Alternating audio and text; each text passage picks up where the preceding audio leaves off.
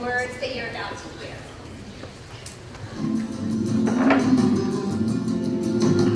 These things sounding down the side on the big train. All right, does anybody identify with this person on the left? Her mind full of all her thoughts and everything she's juggling. We miss a lot with our busy lives, our busy pace. The trees, the sun, the sky, the space. All right, does anybody identify more with the dog? Okay, well, those of you that do, you're doing great, because this is what mindfulness can help us with. Not becoming dogs, but learning to become more present in our lives with whatever is happening. Before we go further on our journey together, I want to share a little bit about my own personal journey and how I arrived to be standing in front of all of you today. Well, I was born in 1961 in Seattle into not the most relaxed family. And that's a huge understatement. So I really needed to learn how to reduce my stress. But I didn't. I didn't know how. I didn't even know I could. And then at the age of 21, I went to Sri Lanka on a semester abroad program. And for those of you who don't know where Sri Lanka is, it's a tiny island nation just off the tip of India. It was 1983. The other students had left the country a few days earlier. And suddenly and unexpectedly, I found myself caught in the beginning of the Sri Lankan Civil War and surrounded by the most unimaginable violence and horrors of war. Now, I know not everyone's been in a war, but have any of you ever been in a chaotic or frightening situation? Now that I've raised all this potential stress around, let's all take a deep breath together.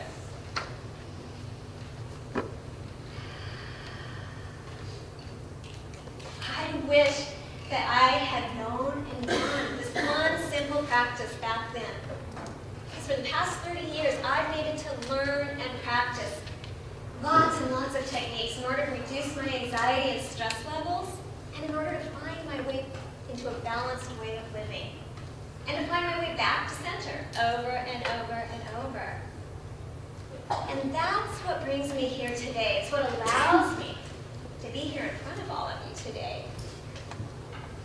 It's what makes me so passionate about sharing these techniques, and especially with all of you, because as the daughter of a teacher who started his teaching career nearby in Port Angeles, and as a lifetime educator myself doing a lot of work in the ECE field, I know that we, in the world of education and childcare, whatever our role is, teacher, director, assistant, administrator, coordinator, it's hard work.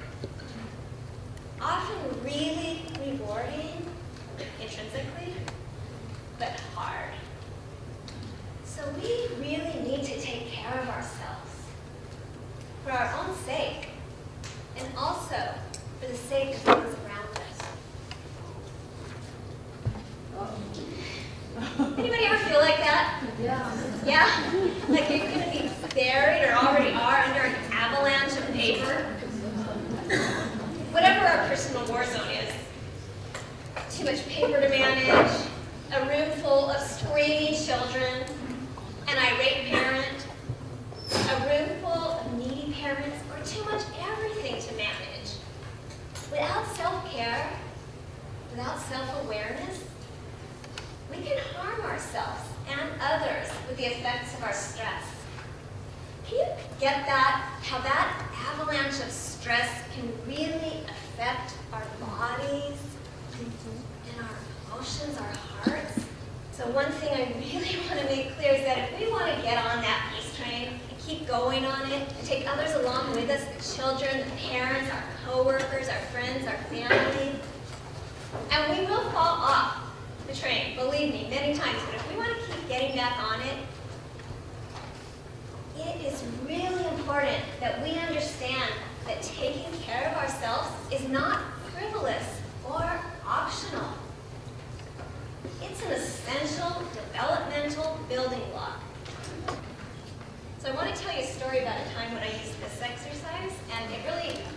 to the practice. I was doing a training for the YMCA Early Childhood Education Program, and I had done trainings with them about 5 a year for the last 7 years. So we've done a lot of practice with breathing. And we had just done a mindfulness program where we did a lot more practice. And I came back a week later, and I heard this story from one of the teachers about how it had been really hot. There was a heat wave in Oakland, and even though we're in California, it's the Bay Area, and when it goes over 68 degrees, we don't know what to do. And this was in the upper 80s, and so the kids were going nuts in the yard. The little ones, they were just like, it's too hot to swim, it's going in my eyes, I can't stand it. So one of the teachers, she pulled a group of students aside and she started doing this with them, and it started working. But there was this one little boy who never was able to sleep and never able to calm himself, and he was still going ballistic. So one of the teachers pulled him aside and she said, "You're going to breathe with me." Don't breathe. Breathe. I ain't gonna breathe. One more breath. I can't breathe. And this little one who never fell asleep, fell asleep.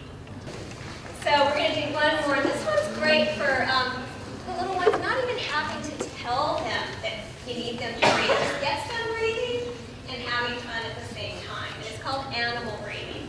So we're going to do a few animals. The first one we're going to do is the lion. So this is not one that you like to do right before nap time. Or I don't think you'd like to do it right before nap time because it's going to get more oxygen in them. And it's going to raise their energy, but it's not going to make them tired. So, okay, I need y'all to do it with me. Ready? So if your turns by your side. Oh, first check in. How are you feeling? Your mind, your body, your heart. Now.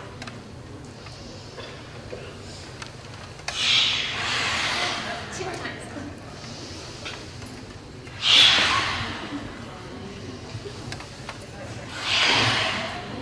I'm going to do a few more, and the kids are great at thinking them, and if you don't know how to do it, just ask them. They'll make them up. Okay, so let's do the horse. Hey! You got to read too.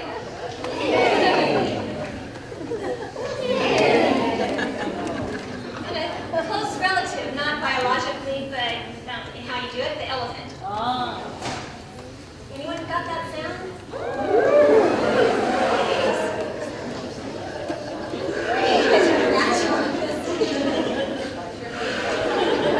All right. Take a moment to really appreciate yourself for going on this journey, for trying new things this morning, a few new things. And just imagine that all that love and care and support that you give out to others, imagine it coming back to you, filling you back up with what you need, filling your heart. Hold your serenity like you would a precious infant. You wouldn't just toss it aside when something happened, right? You wouldn't do that with a precious infant. So any bit of serenity or peace or calm that you may have touched into this morning, as you go into the next part of the conference, don't just stand up and toss it aside. I want to encourage you to really care for, to nurture and grow that precious infant of serenity, of peace,